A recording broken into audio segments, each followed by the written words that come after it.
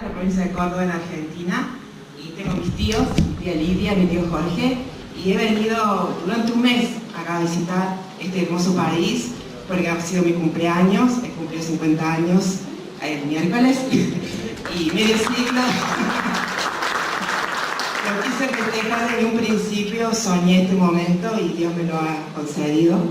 A mi corazón, el regalo más inmenso de estar con los tíos acá. Otra cosa que quiero compartir, que es muy importante en este momento, es un testimonio que yo quiero que ustedes conozcan y atesoren en su corazón, de algo muy personal y muy hermoso que me pasó a mí en mi vida. Espero no emocionarme, pero voy a tratar que no. Que sepan tener un poco de consideración. Se me emociono porque me toca mucho porque es el testimonio de mi hija. Yo tengo una hija que tiene 30 años, hermosa, la única que tengo,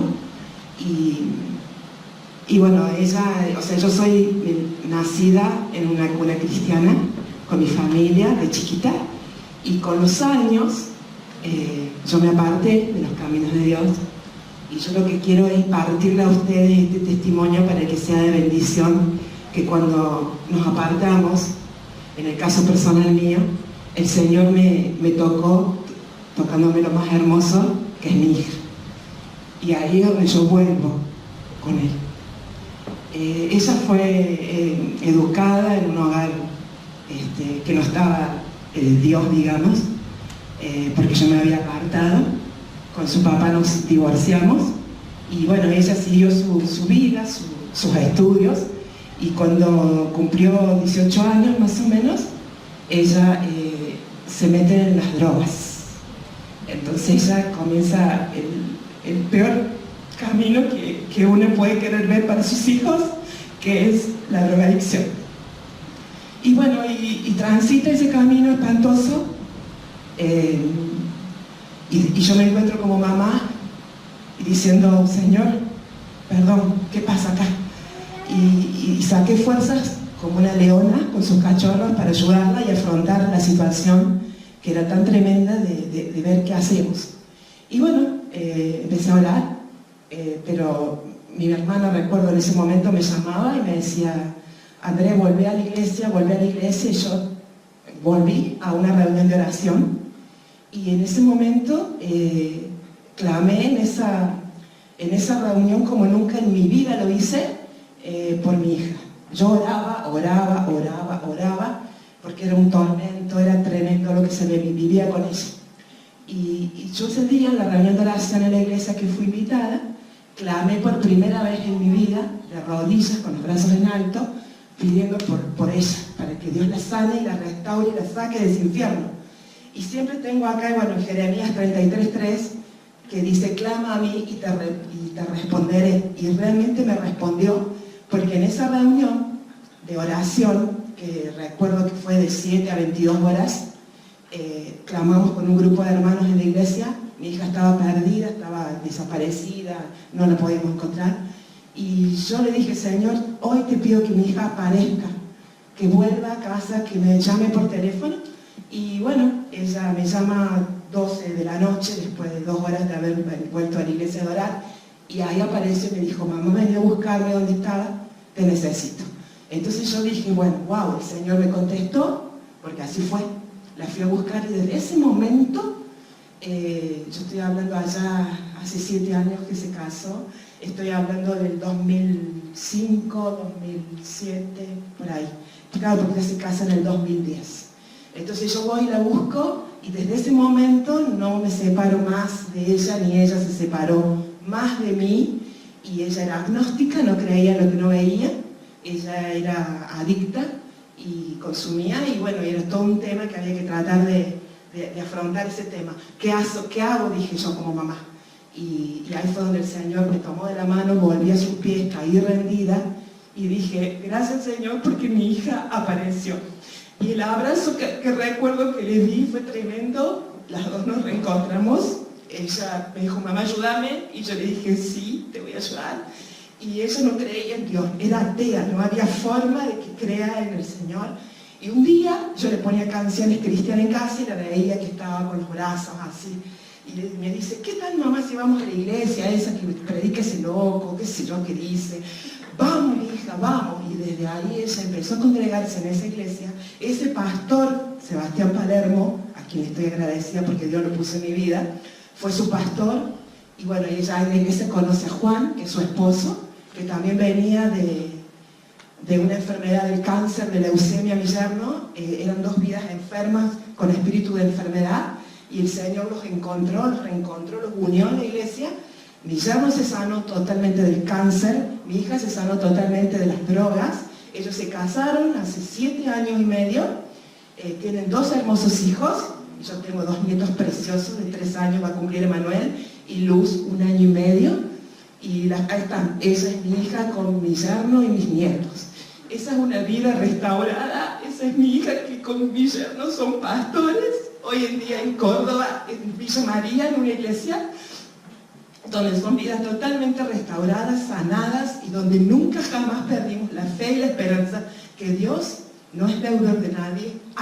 O sea, si clamamos, el Señor nos escucha, es mi testimonio, se lo quiero impartir. No pierdan nunca la fe, jamás bajen los brazos ante un diagnóstico médico, porque la vida de mi yerno estaba sentenciada a muerte y la vida de mi hija estaba sentenciada a muerte.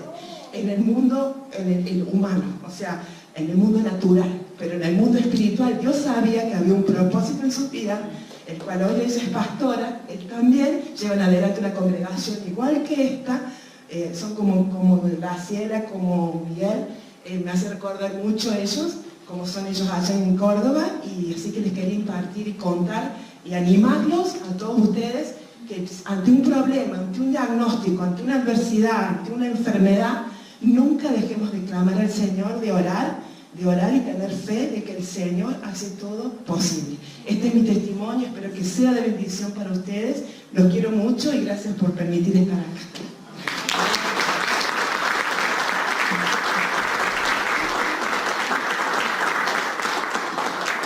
Al final del servicio vamos a orar por Andrea, porque todo te queda una semana, ¿no? Me queda la última semana. Es la última semana aquí. Sorry que aquí traigo mi mesita. Y vamos a orar por ella y vamos bueno, que es una bendición conocer no solamente a ella, a los tíos, todos los que conocen a los tíos Jurelos. Ellos son una bendición para este grupo y para todos nosotros. Así que gracias, Andrea, por tu testimonio. Y padres, aclamar por sus hijos, aclamar por esto que conocemos como vida. Y hablando de eso, vamos a hablar acerca de la familia de Noé. Así que todos acompáñenme con su Biblia en la mano. La semana pasada quería llegar yo a terminar el capítulo 9, por cosa de tiempo no pude. Si necesitas una Biblia, levanta tu mano, alguien te hace llegar una Biblia para que veas tu Biblia, veas la palabra de Dios directamente. También los voy a poner en la pantalla, por cierto, vamos a estar viendo Génesis 10 y 11.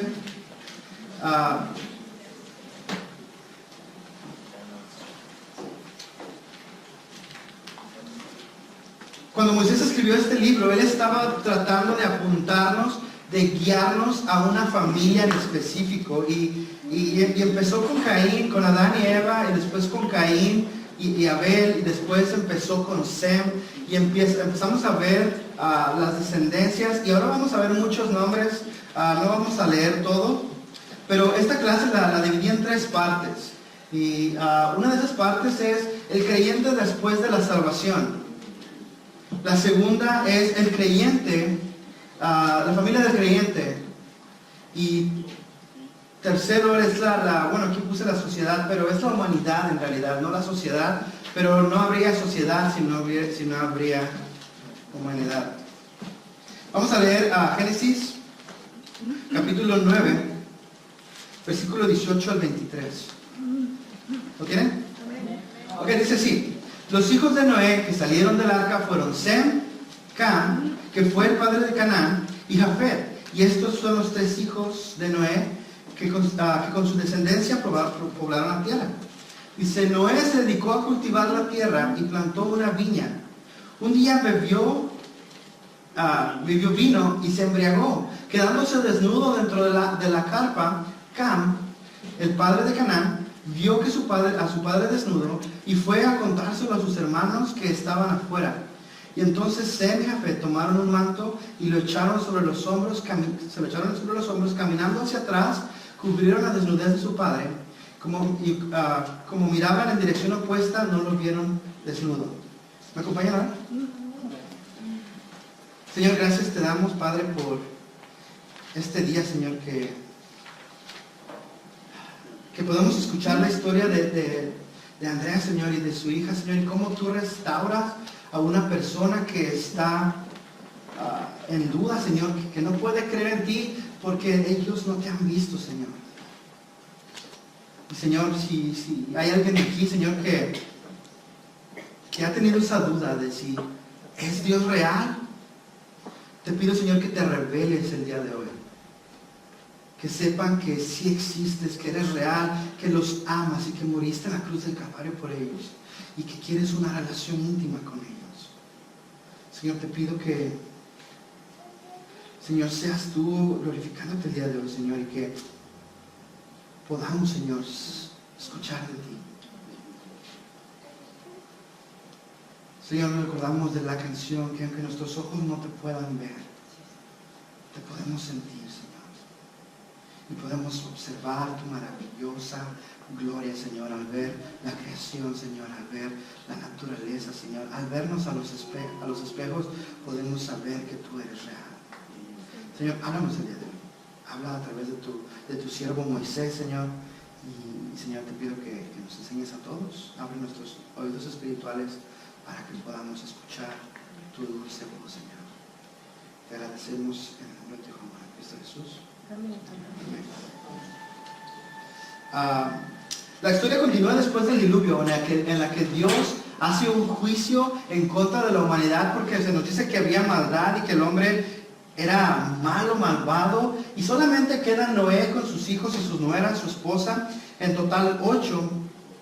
Y hay un dicho que dice, después de la tormenta viene la calma. ¿No has escuchado ese dicho? Yo no estoy muy seguro si esto es verdad. Porque Noé viene de una generación que fue violenta, depravada, una de las humanidades más depravadas en la historia de la humanidad. Y después viene el juicio de Dios y está Noé en el arca lleno de animales. Pasa un año en el arca. Y después de eso, que Dios juzgó a los malos, parece que Noé actúa diferente. Y ya leímos lo que pasó después, ¿no? ¿Y qué onda con esta historia? ¿Cómo que Noé se embriagó y estaba desnudo? ¿Cómo se convirtió Noé en el primer party boy de la historia? De aquí sacaron la historia, de aquí sacaron la idea para Coachella, borrachos y tirados en el suelo. Pero Noé fue el primero que hizo esto. Ahora, Noé fue justificado por la gracia de Dios y la fidelidad de Dios. Y Noé trató de regresar a la normalidad, ¿no? Bajó el agua y él se baja del arca y él empieza a cultivar la tierra. Lo más seguro es que él haya sido trabajador de la tierra. Y se nos dice que cultivó una viña, o empezó a hacer un lugar donde hacen vino.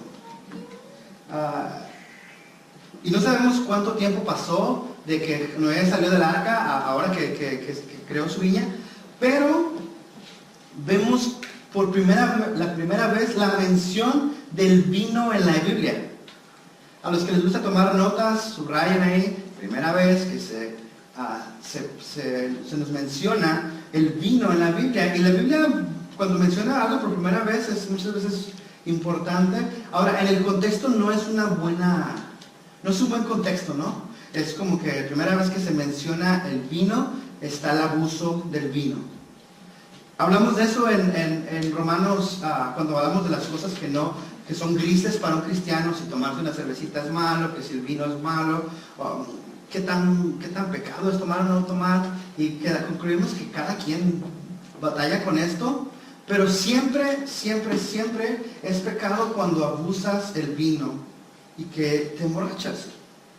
Entonces Noé sale del arca, Dios lo justificó, Dios lo salvó, y lo primero que hace, ponerse hasta las chanclas. Una vez platicando con mi patrón, los que me conocen saben que es musulmán, y él me decía, yo no puedo creer en la Biblia porque ¿cómo es que Noé pecó? ¿Cómo es que Abraham le mintió a Faraón? ¿Cómo es que David se acostó con una señora y después asesinó a su esposo? Dice, yo no puedo creer que eso haya pasado porque ellos en el Corán no pecaron. Y yo platicando con él le digo, siendo realistas, ¿tú crees que ellos nunca pecaron? Aquí Noé fue salvado del juicio de Dios, pero aún así, sí, me encanta porque Dios usa honestidad con nosotros. Dios te ve con tus fallas y con tus problemas, y estos personajes eran igual que tú y que yo, fallaban. Estos personajes históricos, al igual que tú, batallaban con problemas, y Dios no se esconde, no esconde esos errores que tú tienes o que yo tengo. De hecho, Dios no puede ignorar no puede, se me fue la idea, pero Dios es muy duro con eso. Él sabe que tú y yo vamos a fallar. Algo que nos enseña es que aún después de la salvación puede haber caídas. En Eclesiastés 7:20 dice, no hay en la tierra nadie tan justo que haga el bien y que nunca peque. Salmo 51:5 dice, aquí David dice, yo sé que soy malo de nacimiento, pecador, me concibió mi madre. Ahora, ¿no pasa que cuando vienes a los pies de Cristo y tú te sientes como que te agarraste de las baterías, no sé, te cargaste de más, y dices, ahora sí, soy súper cristiano, ¿no? Aquí la sé, y vas caminando, y ahora sí, y sales de la iglesia y alguien se te mete y te hijo de tu, caíste. O te vas a levantar temprano, ahora sí voy a la iglesia, voy a portarme bien, y de repente te enojas con tu cónyuge, ¿no? Y no, es que esta vieja ya vienes bien enojado a la iglesia.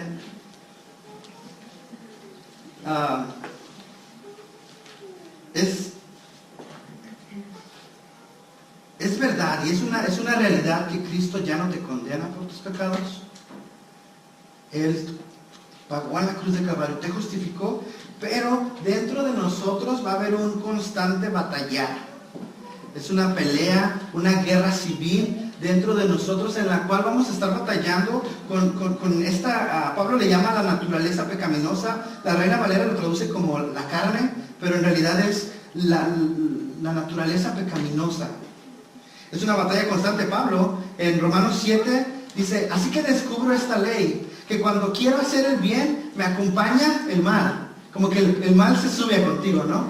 Se sube al carro contigo. Dice, porque en lo íntimo de mi ser me deleito en la ley de Dios. Aleluya por la ley de Dios. Pero me doy cuenta que en mis miembros de mi cuerpo hay otra ley, que es la ley del pecado.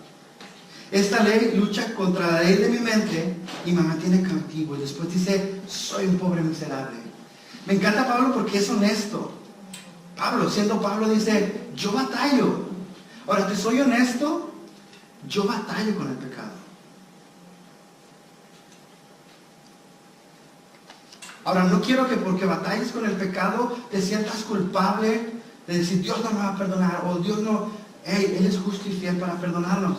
Pero tenemos que correr, como dice Pablo, dice, dice, soy un pobre miserable, ¿quién me librará de este cuerpo mortal? Y después él hace en signos de admiración, dice, gracias a Dios que por medio de Jesucristo, por medio de nuestro Señor Jesucristo, Él es el único que te puede librar de toda culpa.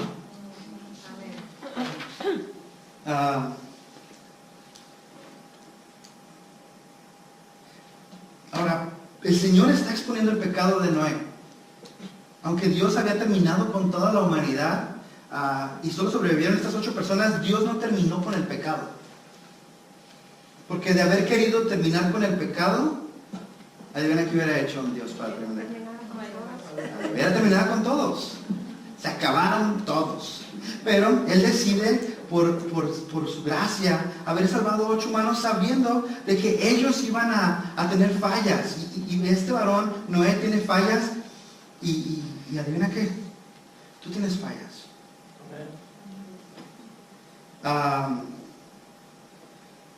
En Juan 1:8 dice: si afirmamos que no tenemos pecado, nos engañamos a nosotros mismos. Y no teniendo la verdad, si confesamos nuestros pecados, Dios es fiel y justo para perdonar. Dios es fiel y justo, nos lo perdonará y nos limpiará de toda maldad. Así, si afirmamos que no hemos pecado, lo hacemos pasar por mentiroso y su palabra no habita en nosotros. Después dice Juan en esa misma carta, dice: mis queridos hermanos, les escribo estas cosas para que no pequen. Toda la Biblia está escrita para que te comportes de alguna forma buena, pero dice, pero, otra vez, la palabra pero, si tienen su propia Biblia, subrayen ese pero.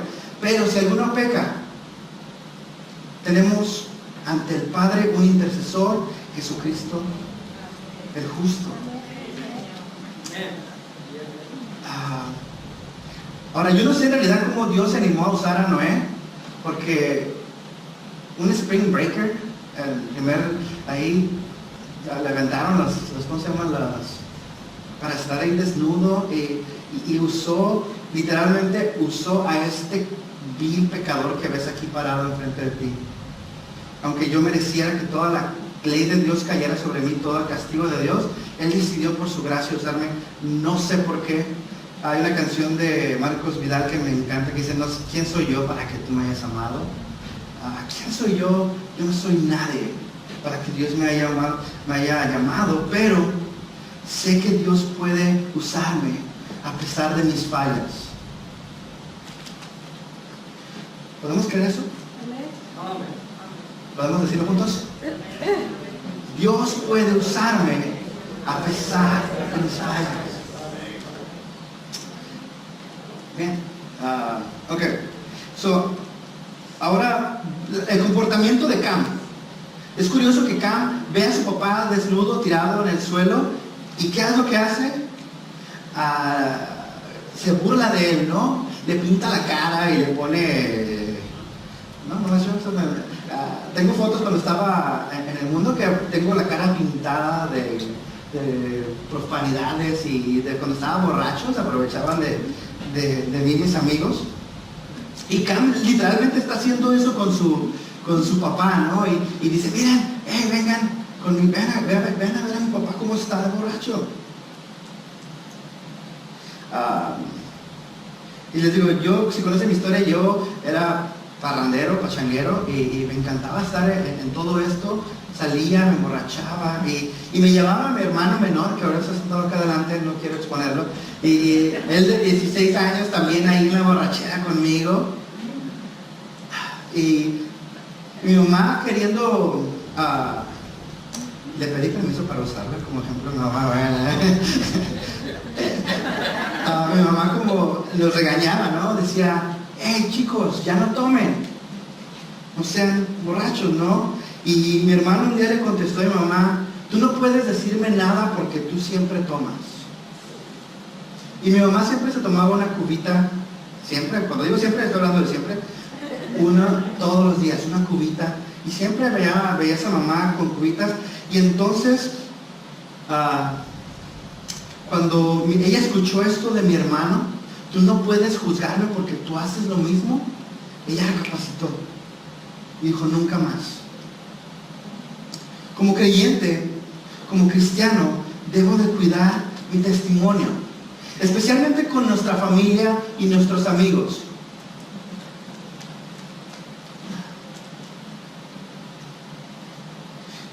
Ahora, qué importante es para Dios que los padres sean respetados. Muchas veces Siendo honestos, nuestros padres no fueron los mejores padres que pudieron existir, pero la Biblia dice que honres a tu padre y a tu madre para que tus días se alarguen, ¿no? Y aunque Cam, les digo, él se pudo haber justificado de papá lo merece por borrachote. La verdad es que la Biblia nos dice que tenemos que honrar a nuestros padres sin importar si son buenos o malos. Tenemos que amar, respetar, orar por nuestros padres, especialmente ahora que viene el Día del Padre, oren por los padres.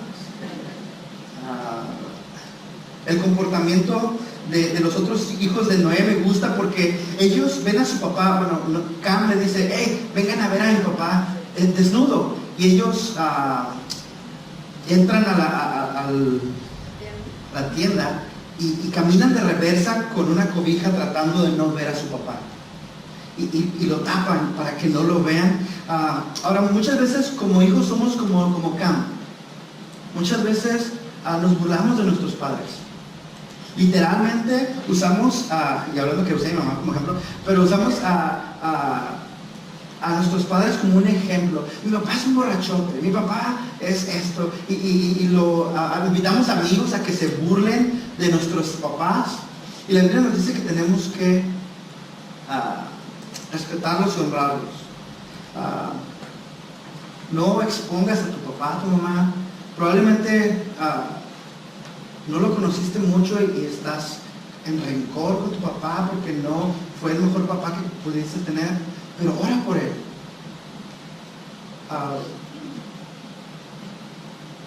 Ahora que soy papá, no es nada fácil, te lo juro que no es nada fácil, y muchas veces me pongo en retrospectiva y decir, mi papá sabía mucho, y cuando yo estaba más joven decía, mi papá no sabe nada. Y ahora lo veo y digo, tengo que respetar a mi papá. Y la ley tan importante para Dios es esto, que lo puso en su ley, para que respetes a tu padre y a tu madre. Así que hijos, cuiden y honren a sus padres. Dice que Noé despertó de la borrachera. Dice, cuando despertó a Noé de su borrachera, se enteró de lo que había hecho el menor de sus hijos, y que le había hecho lo que su hijo, el menor, le había hecho, y declaró, maldito sea Canaán, será de sus hijos, será de sus dos hermanos el más bajo de sus esclavos. Y agregó, bendito sea el Dios de Sem, que Canaán sea su esclavo. Que Dios extienda el territorio de Jafet, y que habite Jafet en los campamentos de Sem, y que Canaán sea su esclavo. Después del diluvio, Noé vivió 350 años.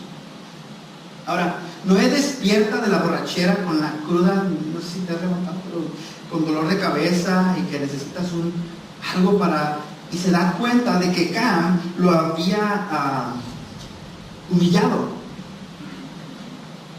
Y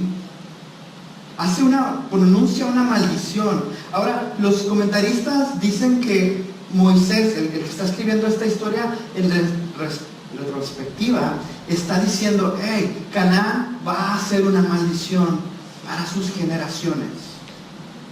Porque si conoces la historia de Canaán, más adelante te vas a dar cuenta que el pueblo de Canaán sacrificaba a sus bebés a un dios que se llamaba Moloch, y había templos con prostitutas donde tú metías a adorar a Dios con prostitución, y la gente mataba a más gente. Y eso lo veremos más adelante. Ahora, capítulo 10 de Génesis, lo vamos a ir muy rápido porque empieza, si les gustan las generaciones, aquí están las generaciones, lo pueden leer en casa, son nombres. Si te gusta, si estás embarazado o embarazada, buenos nombres para escuchar, para agarrar allí.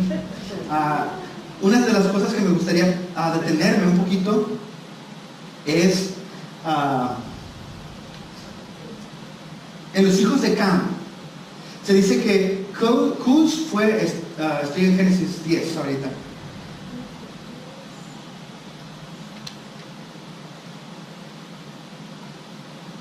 Estoy en el 10, Cus, el padre de Nimrod, conocido como el primer gran guerrero de la historia, quien llegó a ser valiente cazador ante el Señor. Y por eso se dice como Nimrod, valiente cazador ante el Señor.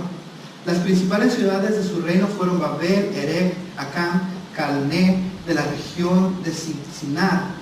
Desde esa región Nimrod salió hacia el sur, donde construyó las ciudades de Nínive y de Rehobot, Ir, Calá, Serén, la gran ciudad que está entre Nínive y Calá. Ahora, este señor Nimrod es hijo de Cam, o descendiente de Cam, y se nos dice que era un gran guerrero, y que se nos dice que era un gran guerrero delante del Señor, pero se nos habla de que era un guerrero yo puedo pelear, y que era como en oposición a Dios. Mira lo que puedo hacer yo, Dios. Y se nos dice que hizo una ciudad que se llamaba Babel, y después vamos a ver a Nínive, cuando vemos que Jonás tiene que ir a predicar a Nínive porque Nínive está perdido. Sigamos.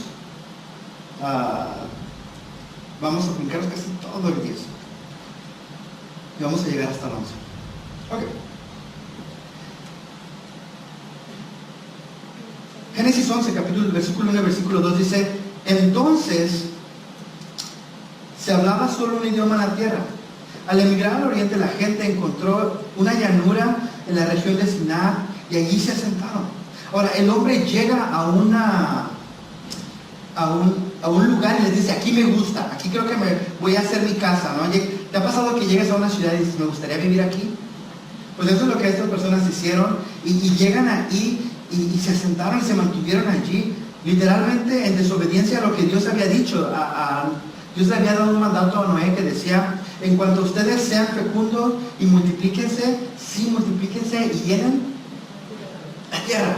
Dice: váyanse por todos lados. Y la gente llegó, vio un lugar y dijo: aquí me gusta, aquí estoy a gusto, es verde, bonito, aquí me voy a quedar. Versículo 3 de Génesis 11 dice: un día se dijeron los unos a los otros: vamos a hacer ladrillos y hacerlos al fuego. Y así fue como usaron ladrillos en vez de piedras y asfalto en lugar de mezcla. El hombre empieza a trabajar con la tecnología, empieza a hacer, en lugar de buscar piedras, empieza a fabricar sus propios ladrillos y empieza a construir, y empieza a tener avances en la arquitectura. Ahora, esto no es necesariamente malo. La verdad que la tecnología no es malo, o el conocimiento no es malo. Muchas veces la tecnología puede ser una gran bendición. Vemos cómo te puedes comunicar con tu familia al otro lado del mundo. Decía Andrea: me gustaría que mis hijos vieran el video que grabé acá, y lo van a mandar por WhatsApp, y llega ahora a Argentina.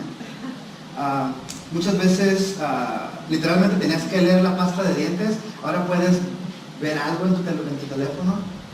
Por lo menos yo leí la pasta de dientes. En Génesis 11:4 dice: luego se dijeron: construyamos una ciudad con una torre que llegue hasta el cielo. De ese modo nos haremos famosos y evitaremos ser dispersados por la tierra. Están desobedeciendo lo que Dios les mandó a hacer. Muchas veces la tecnología puede ser una bendición, pero a veces no tanto. Pensamos que estamos aprendiendo y que somos sabios, pero muchas veces la tecnología nos aleja de Dios. ¿Crees que muchas veces la gente cree que la ciencia y los avances tecnológicos te hacen más inteligente, pero la verdad es que te alejan de Dios? Muchos científicos piensan que con la ciencia pueden desprobar, ¿sí? ¿no? Que pueden probar que Dios no existe. Pero no se dan cuenta que están siendo cegados por su propio conocimiento, porque hay científicos que ven la ciencia y caen rendidos a los pies de Dios. Entonces el hombre, el poco conocimiento que tenía, empieza a decir: nosotros podemos llegar al cielo. En otras palabras, hay que construir esto que vamos a construir nosotros aquí, una torre, nos va a llevar a que seamos más importantes de lo que somos ahora. Yo lo veo el texto de dos formas. Número uno, lo veo como los hombres siempre están tratando de ganarse el cielo con lo que ellos hacen. O básicamente le decimos a Dios: mira lo que puedo hacer, me quiero ganar el cielo. ¿Has escuchado alguna vez la expresión: yo creo que voy a ir al cielo porque me porto más bien que mal? La Biblia nos dice, Jeremías 64:6, dice que todos somos como gente impura y nuestros actos de justicia son como trapos de inmundicia y todos nos marchitamos como hojas. Que lo que tú puedas presentarles a Dios, si tú te portas bien, para Dios es como un trapo de inmundicia. Y me gusta que la Biblia lo dice bonito, pero un trapo de inmundicia en la época de la bíblica era con lo que se limpiaban después de ir al baño.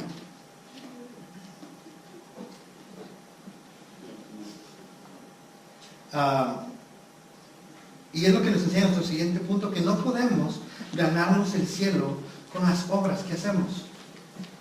¿Cómo podemos ganarnos el cielo? Bueno, la verdad es que no puedes. Cristo lo ganó por ti en Calvario, y cuando Él gritó, colgado a la cruz, consumado es, eso quiere decir, ya lo hice todo por ti. La segunda forma como podemos ver este texto es de que no necesitamos a Dios para trascender. Básicamente le decimos, quiero ser famoso, quiero ser conocido, quiero ser recordado, y quiero ser el hombre más recordado de la historia. Si te has fijado, dice, yo quiero dejar huella. Hay un candidato en México que dice, yo no quiero hacer nada, yo solamente quiero ser recordado en los libros de historia. Sure. Pero esta fama es solamente temporal. John Lennon alguna vez dijo, somos más famosos o somos más populares que Jesucristo. Y ahorita la nueva generación no se acuerda de quiénes son los Beatles. Ahorita están en su YouTube y sí habrá gente que se acuerde, pero no era lo que eran antes. Es una fama temporal.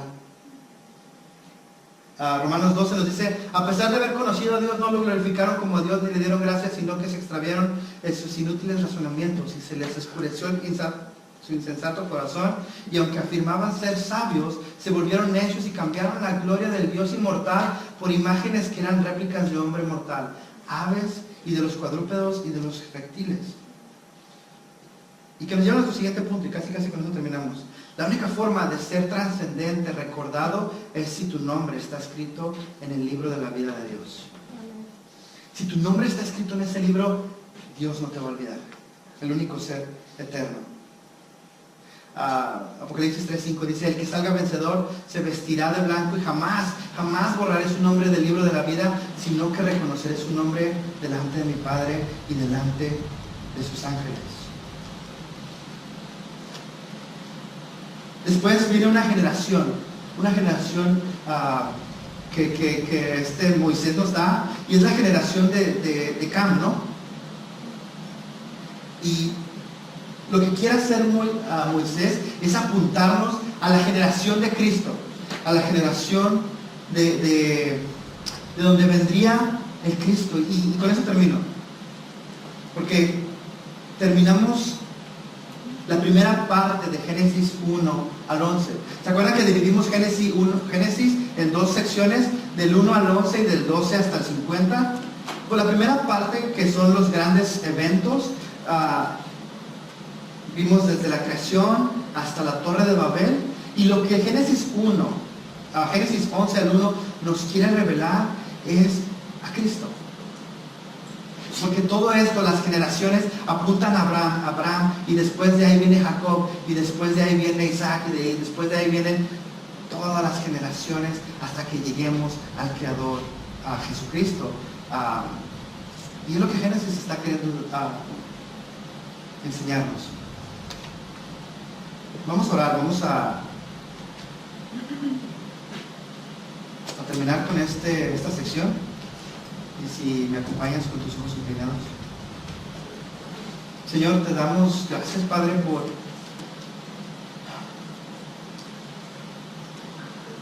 porque Señor, tú, siendo el Dios tan hermoso que eres, Señor, nos dejas historias como Babel, Señor, nos dejas historias como el diluvio, Señor, para que nos acordemos de que hay un Creador, Señor, y que podemos confiar en ti, Señor. Señor, te pido que cuando lleguemos a este libro, Señor, no lo veamos como un libro más genealógico con nombres y con ciudades, Señor, sino lo veamos como ese libro que apunta a ti, Señor. Porque la culminación de esta historia, Señor, es en Calvario, donde tú moriste por cada uno de nosotros, Señor. Y Señor, aunque muchas veces nos ponemos, Señor, en rebeldía, Señor, y creemos que lo sabemos todo y pensamos que la ciencia es lo único que necesitamos, Señor, llegamos a ti y nos damos cuenta que no sabemos absolutamente nada. Señor, tú pones la creación para que nosotros, Señor, veamos tu gloria, Señor, porque los cielos cuentan de ti, Señor.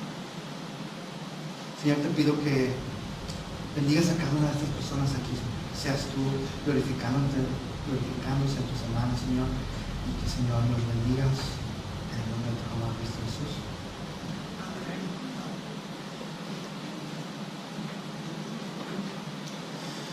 Nos ponemos de pie una última vez. Vamos a cantar este canto que dice: Jesús, eres mi buen pastor.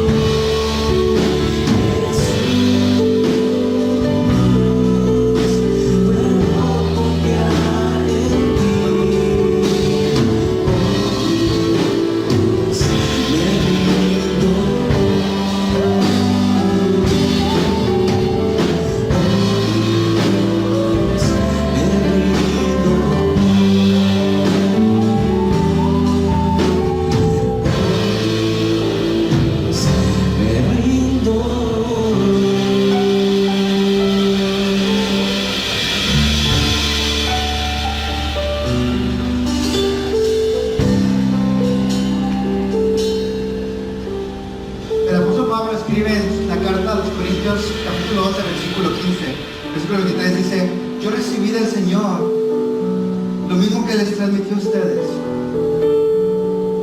que el Señor Jesús, la noche que fue traicionado, tomó el pan y después de partirlo dio gracias y dijo: este es mi cuerpo que por ustedes entrego.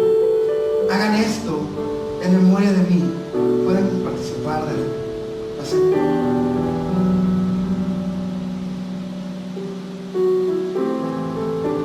De la misma manera, después de cenar, tomó la copa y dijo: este es el nuevo pacto en mi sangre.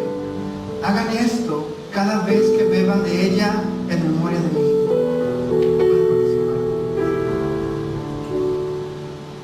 Continúa diciendo: porque cada vez que comen de este pan y beben de esta copa, proclaman la muerte del Señor hasta que Él venga. Señor, gracias por tu sacrificio perfecto, Señor, en la cruz de Calvario. Señor, gracias que derramaste tu sangre por nosotros, Señor, siendo pecadores, Señor. Decidiste amarnos y decir: yo puedo contigo, yo puedo usarte, yo puedo usar tu familia. Gracias que podemos proclamar tu muerte, pero que también podemos proclamar tu resurrección.